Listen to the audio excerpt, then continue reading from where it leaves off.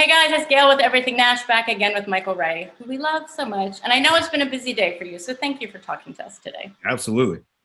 Okay, so if you're not tired of talking about higher education yet, let's talk about higher education. I love it so much. I've had it on repeat today. If you had to describe it, how would you describe it? This EP is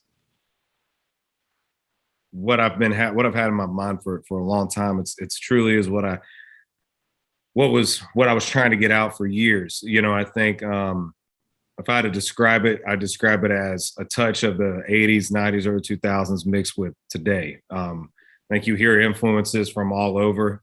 I was raised in that middle ground of Southern rock and classic rock, classic country, and 90s country, and I think you're going to hear a blend of that. So it's like if those two came together and was on the same record, but it was produced by Ross Copperman and sang by me. And you have two songs that you wrote on it. I've said this to you before. I'm going to say it again. I love your songwriting. Thank you. Can you give me the story? My favorite song on the whole album is Didn't Know I Was Country. Can you give me the story behind that? That's such a good song. Thank you. It was actually the last song we wrote for the project. I was FaceTiming my buddy Taylor Phillips, who's a writer in town, and we were just talking about, when you're from a small town where it's traditions and you truly grow up generational stuff. Where I'm from, I'm 8th generation, something like that, and from Eustis. And you grew up doing the same things your dad did. You grew up doing the same things your mom did. You grew up riding the same place. You grew up going to the same, clay pits. You grew up doing the same stuff, and it's just this, this cool circle, and that's what makes small towns so great. That's what makes going back home so great. Is things change when you go home; they stay the same. But you think that that's what everybody does. You think everybody lived that way when you were a kid. You didn't know any different. And we got to talking about it because Taylor was moving back to North Carolina after having a few hits and building his dream home down there. And so we talked about it, and we reached out to Ashley Gorley, as a hit songwriter in town, and we wrote the song. It took us a few sessions to write it because I think we knew that we had something special. But then I started playing it out and started seeing the reaction at writers' rounds with it, and that reaction of people that may not even be from the country. They're from other parts of the world, parts of the United States, that they put their life in there. And that's what we hoped we would have is, I didn't know I was country, but thank God I am, because I wouldn't be who I am today, and thank God I went through those experiences. I didn't know any different. I was just cut up like my dad did. I wasn't trying to be this way. It's just who I am. And I think as you get older, you realize who you are, but you don't know that until you start traveling a little bit and seeing things that are different. So that's probably my favorite song I've ever written, to be honest with you. Yeah, I would say so too. So you told me before that you had spent time at home last year, which is very healing for you in a lot of ways, and you kind of found yourself again. Do you think you could have done this album if you hadn't spent that time at home? No, I really, if I'd be real, I think all the shit, all the stuff of last year, and then being home, I think is what made me come to reality that as I'm proud of everything we've put out, I'm proud of everything that we've done, but is it 100% me? No. I had friends of mine that were telling me, they're like, man, we know this part about you, but sonically, musically, it's two different things. And I never took that as offense. I took it as like a bing, light bulb went off, and it was like, that's what I'm missing.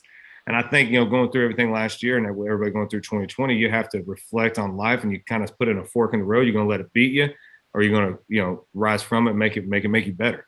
And, I come from, my dad used to always tell me, there's a reason why, a blacksmith beats a sword to death, beats the hell out of it. And at the end of it's a sharp piece of iron sword that can, conquer nations and can do great things.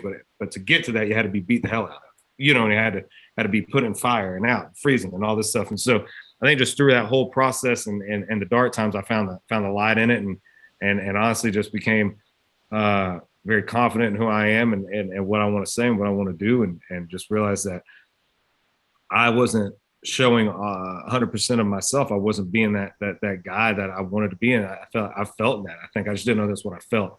And, maybe that was insecurity, maybe that's fear of failure or whatever it is. But I think having everything taken away from you like that, like everybody did last year, fear of failure goes away and fear just becomes a motivator. I love that. Fear of failure goes away. So am I reading too much into this? And you can tell me if I am. It feels like there's more of a spiritual theme throughout this album than you've had in anything you've released in the past. Yeah, absolutely. This is definitely my most well put together body of work. of art. I think they all go together. They all complement. There's all something for different levels of life of coming out of what we're all coming through.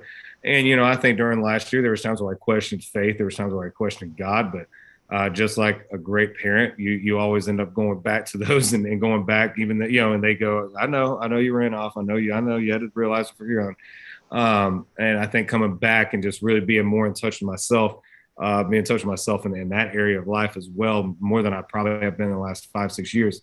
I think really shows in this record, and I think is why we were so strategic in what songs we placed in, what songs we recorded, what songs we wrote, very purposeful on everything that we did in this record, because I kind of already had it in my head before we even went to the studio, what I wanted and how I wanted it, and what kind of songs I wanted it to be, and it just kind of all fell that way, I think, because I was just being myself, you know what I mean, making that music that I wanted to make. I wasn't having to try to fit in. I wasn't having to try to do a pop country thing. I wasn't trying to have to do this. I was just doing what I love to do and following my gut instinct. And back in the day, I'd be like, maybe I shouldn't say that. What if that's stupid? What if I, you know, and now it's like, well, what they say is no. But what I was learning is a lot of times when I would say that gut instinct, it was the right thing, because this is my project, is what I'm trying to get out. And so I think altogether, just it helped it all, and it really helped make this whole EP what it is. And I think on the next half of this EP that comes out, when that does, I think you're going to see more songs that I've written on it. I think you'll see more of what you're witnessing on this record. Well, I love it. The title track, like, how did I not know this was happening with Lee Brice and Billy Gibbons and Tim Montana, who I'm a big fan of, and Kid Rock? I mean, Michael, what the heck, Michael? How in the world did this happen? I mean, you could have had just one of them and it would be amazing. And you have these 4 ginormous artists on there. I knew I wanted a collaboration on here. And I knew I wanted it to be something organic. I wanted it to be something with buddies of mine or artists that influenced me. I didn't want it to be just some kind of like put together, established, you know, the establishment put together and was like, oh, I didn't want anybody, everything I was using somebody's coattail or clout chasing or whatever to get anybody's. I wanted to be true people that I hang out with and buddies of mine. And so Tim Montana played me Higher Education, and we were just going back and forth playing each other's songs, and I felt I love that song, and I was like, man, what are you doing with that? He said nothing. I said, man, I want to do a collaboration, but you know, I don't know what to do. And Tim said, man, Tim is the reason I'm buddies with Kid Rock and Billy Gibbons, and I've been friends with those guys for a while now, but through Tim. And so Tim's like, dude, we can get Billy on it for sure. And I was like, are you kidding me? It's ZZ Top. That's my dad's favorite band, one of my favorite bands of all time, one of the biggest iconic bands in music. Billy agreed to do it immediately, and we sent it to Kid Rock. And Kid fell in love with it, and he agreed to do it and did it at his place. And we were headed to Arkansas on Lee Brice's bus going duck hunting, and me and Tim played that song for him. And we were like, dude, you got to be on it too. And he agreed to be on it and threw his vocals on it and his talent on it. And I'll be honest with you, our friend group is so eclectic that I told Tim, I said, if this comes together, if we do this, I'm not telling anybody. Like, we're just going to go and do it. And then we'll deliver this train to the station. We'll deliver it already put together to management, to the label, to everybody. Because again, we're during quarantine. So people are going to be, is this, I knew people would go, are you sure you want to do it with them? Are you sure you don't want to, what if we try here? We'll do this. And I knew in my mind how great it would turn out. I just had to bring it to everybody to show everybody, hey, because on paper, it's going to be like, okay, so let me hear this, Michael. You want Billy Gibbons from ZZ Top. You want Kid Rock. You're going to get Lee Brice, and you're going to get Tim Montana, and you're going to do this. Yeah, because they're all my buddies. I wanted to bypass all of that, all the noise, and just go straight into go. I knew it was going to be great. I knew they were going to crush it. So I didn't tell anybody. My management didn't know. The label didn't know. Nobody knew. We went in and cut it. They did their parts, and then we were able to bring it together and play a full. What you hear on the EP is what my management, label, everybody heard for the first time. It's amazing. And can we just stop for a second and say that you're friends with Billy Gibbons? I mean, Michael. It's pretty crazy. Yeah, thanks. Hey, man, it still blows my mind. He tells us old stories, and again, I'm just very grateful that Tim opened those doors and let me meet those guys that he's been, like family with for a long time. And it is nuts. One of my favorite things, me and Tim talk about it is well, Billy goes and picks up Tim's kids from school, but Billy looks like Billy Gibbons on stage at ZZ Top at all times. So he's always in that suit, and he's literally, the dude was born with more swag than anybody known to man, and he's in his late 70s. Like he's just who he is. It oozes out of him. He's the coolest guy ever. and the most nicest. He's everything you want a rock star to be. You know, he's just he's everything you want it to be.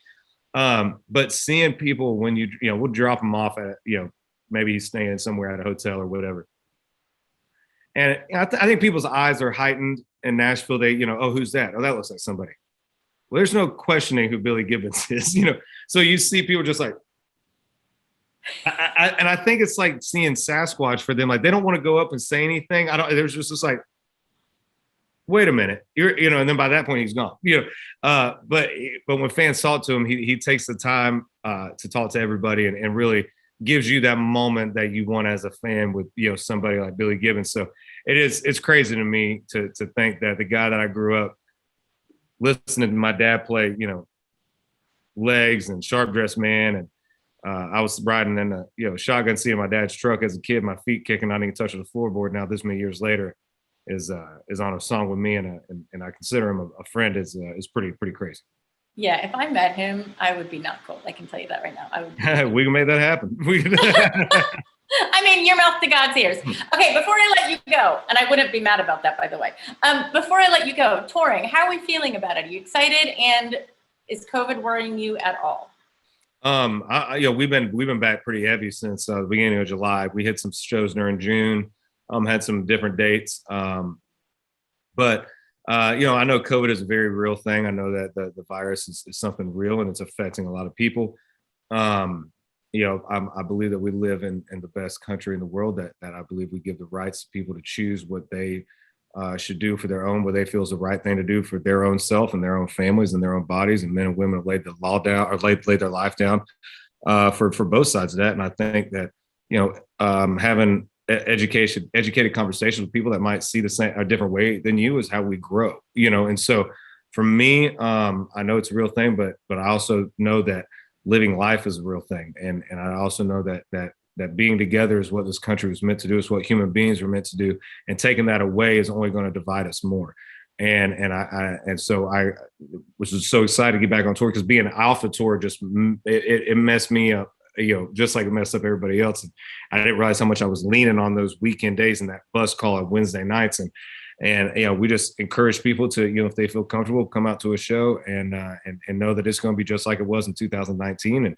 And we're gonna hit it hard and give you everything we got, because we missed the hell out of everybody for 15 months, and we missed that drug, you know. And that drug was that moment on stage with each other, where the fans and us on stage and everybody together, we just shut off reality for a little bit. And there isn't no divide. There isn't no conversation about stuff. One thing matters is country music, and everybody come together for that moment. They have their arm around a guy that they